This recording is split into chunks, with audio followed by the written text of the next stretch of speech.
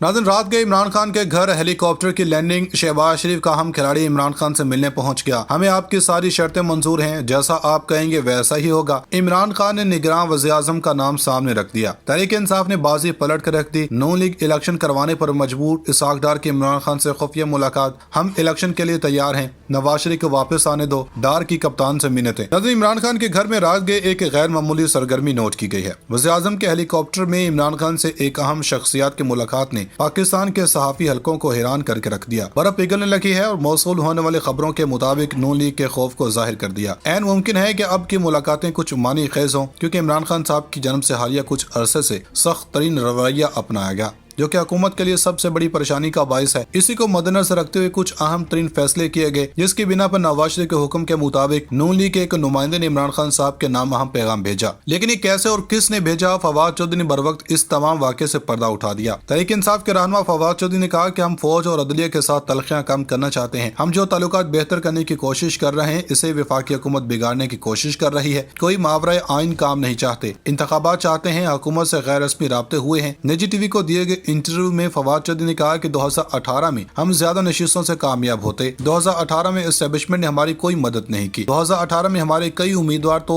हजार वोट से हारे। इन्होंने मजीद कहा कि नवाज शरीफ और फैमिली की मेडिकल रिपोर्ट्स कैसे बनी, ये एक तारीख है। 2018 में पीटीआई इलेक्शन हार रही होती तो कोई तरीन के जहाज में नहीं बैठता। साबिक आर्मी चीफ के हवाले से गुफ्तगू करते हुए फवाद चौधरी ने कहा कि जनरल कमर जदबाजों से ताल्लुकात अच्छे भी रहे और खराब भी। एक्सटेंशन तो जबरदस्ती की बात होती है, कोई आजादाना फैसला तो नहीं होता।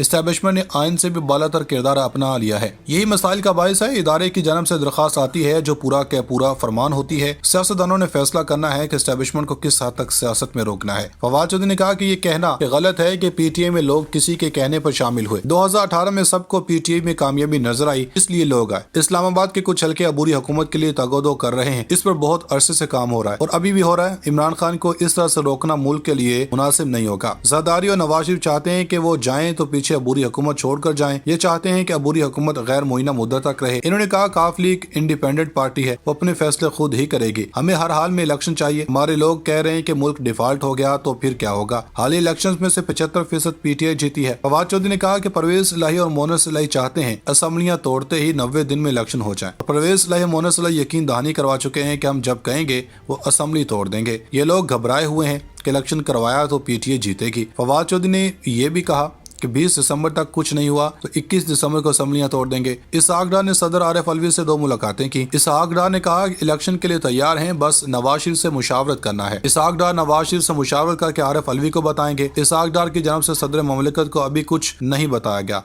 इंतजार कर रहे हैं। मोअज़्ज़ज़ नाज़रीन, आमदन से जायद असासा केस में वज़ीर खजाना इसहाक डार के असासे बहाल करने के लिए कार्रवाई शुरू कर दी गई। नैब ज़राए के मुताबिक नैब ने इसहाक डार के असासे बहाल करने के लिए पंजाब के मुख्तलिफ इदारों को मरासला भेज दिया। ज़राए ने कहा अदालत के हुक्म पर इसहाक डार के असासे बहाल करने का फैसला किया गया। नैब ज़राए के मुताबिक असासा जात में प्रॉपर्टी और मुख्तलिफ बैंक अकाउंट शामिल है। वाज़ेह के एहतसाब अदालत ने वफाकी वज़ीर खजाना इसहाक डार के खिलाफ आमदन से जायद असासा जात के नैब रेफरेंस की कार्रवाई खत्म कर दी थी। जज मोहम्मद बशीर ने रिमार्क्स देते हुए कहा था कि तरमीमी एक्ट के बाद दरख्वास्तों पर फैसले का इख्तियार नहीं, हम नैब हैं, ना ही मुल्ज़मान के हक में फैसला दे सकते हैं। मुअज़्ज़ज़ नाज़रीन, पाकिस्तान के वज़ीर ममलिकत बराए पेट्रोलियम मुसद्दिक मलिक का कहना है कि रूस पाकिस्तान को खाम तेल कीमत देने पर आमादा हो गया। उन्होंने ये बात पीर को इस्लामाबाद में एक न्यूज कॉन्फ्रेंस से खिताब करते हुए कही। मुसद्दिक मली ने वजारत पेट्रोलियम के दीगर आला ओहदेदारों के हमरा हाल ही में रूस का दौरा किया था। मुसद्दिक मली का कहना था कि रूस ने फैसला किया है कि वह हमें डिस्काउंट पर खाम तेल देगा, पेट्रोल और डीजल दोनों पाकिस्तान को कम कीमत पर देगा। ताहम इन्होंने कहा कि इस बारे में मुआहिदा आइंदा साल जनवरी में होगा। जनवरी में रूस के वुज़रा का एक वक्त आ रहा है, उस वक्त हमारी कोशिश होगी कि इसके बाद हम इनसे तेल, डीजल या खाम तेल ले सकें। जब मुआहिदे पर दस्तखत हो जाएं तो मैं आपको बता दूंगा। रूस की तरफ से इस बारे में ताहाल कोई बयान सामने नहीं आया। रवां साल वज़ारत उज़्मा के मनसब से हटाए जाने के बाद साबिक वज़ीर-ए-आज़म इमरान खान ने दावा किया था कि रूस पाकिस्तान को लगभग 30% कम कीमतों पर तेल फरोख्त करने पर तैयार था। इमरान खान ने रवां साल फरवरी में रूस का दौरा किया था और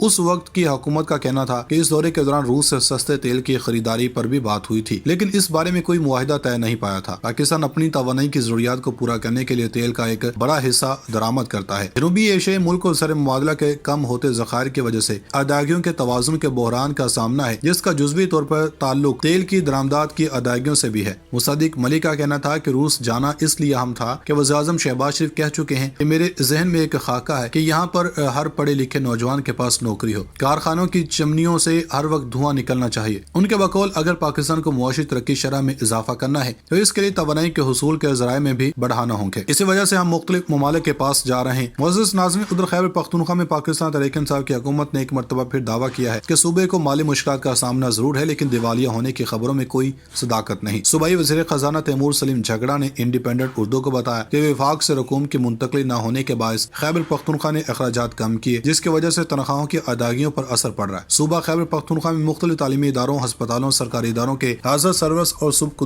ملازمین نے چند مہینوں کے دوران تنخواہوں کی عدم ادائیگی اور تاخیر کے خلاف کئی احتجاجی مظاہرے کیے۔ سرکاری ملازمین کی دہائی کے بعد یہ اطلاعات منظر عام پر آنا شروع ہوئی کہ صوبہ خیبر پختونخوا مالی دیوالیہ پن کا شکار ہونے جا رہا ہے یا ایسے صورتحال سے دوچار ہو چکا ہے۔ تاہم صوبائی حکومت مالیہ دیوالیہ پن سے متعلق اطلاعات اور میڈیا میں آنے والی خبروں کے وقتاً فوقتاً تردید کرتی رہی ہے۔ صوبائی وزیر خزانہ تیمور سلیم جھگڑا نے سرکاری ملازمین کو تنخواہوں کی عدم ادائیگی کی خبروں کی تردید کرتے ہوئے کہا کہ صرف ترقیاتی منصوبے سے منسلک تنخواہوں کی ادائیگی میں تاخیر ہو رہی ہے۔ تیل، ڈیزل یا خام تیل لے سکیں، جب معاہدے پر دستخط ہو جائیں تو میں آپ کو بتا دوں گا۔ روس کی طرف سے اس بارے میں تاحال کوئی بیان سامنے نہیں آیا۔ رواں سال وزارت عظمیٰ کے منصب سے ہٹائے جانے کے بعد سابق وزیر اعظم عمران خان نے دعویٰ کیا تھا کہ روس پاکستان کو لگ بھگ 30% کم قیمتوں پر تیل فروخت کرنے پر تیار تھا۔ عمران خان نے رواں سال فروری میں روس کا دورہ کیا تھا اور اس وقت کی حکومت کا کہنا تھا کہ اس دورے کے دوران روس سے سستے تیل کی خریداری پر بھی بات ہوئی تھی، لیکن اس بارے میں کوئی معاہدہ طے نہیں پایا تھا۔ پاکستان اپنی توانائی کی ضروریات کو پورا کرنے کے لیے تیل کا ایک بڑا حصہ درآمد کرتا ہے۔ جنوبی ایشیائی ملک کو زر مبادلہ کے کم ہوتے ذخائر کی وجہ سے ادائیگیوں کے توازن کے بحران کا سامنا ہے، جس کا جزوی طور پر تعلق تیل کی درآمدات کی ادائیگیوں سے بھی ہے۔ مصدق ملک کا کہنا تھا کہ روس جانا اس لیے اہم تھا کہ وزیر اعظم شہباز شریف کہہ چکے ہیں کہ میرے ذہن میں ایک خاکہ ہے کہ یہاں پر